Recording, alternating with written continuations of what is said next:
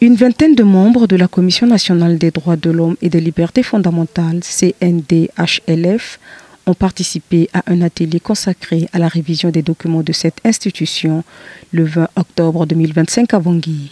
Le soutien apporté par le Haut-Commissariat des Nations Unies aux droits de l'homme et de la MINUSCA à cet atelier représente une étape vers la conformité avec les principes de Paris qui constituent une norme de référence internationale pour les institutions nationales des droits de l'homme tout en visant l'accréditation de la CNDHLF au statut A. Comme nous l'explique Aurélie Fox, chargée des droits de l'homme à la MINUSCA. L'accréditation au statut A n'est pas une fin en soi.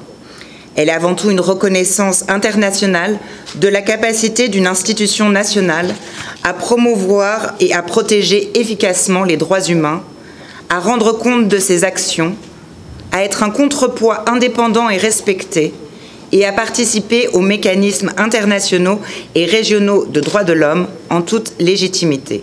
Cet atelier avait pour objectif d'examiner de manière rigoureuse et constructive l'ensemble des textes fondamentaux de la CNDHLF, notamment sa loi organique, son règlement intérieur et ses procédures opérationnelles pour faciliter son processus d'accréditation et garantir leur conformité aux normes internationales. Hossein Yakossé, président du CNDHLF, pense quant à lui que c'est une opportunité pour construire une commission forte.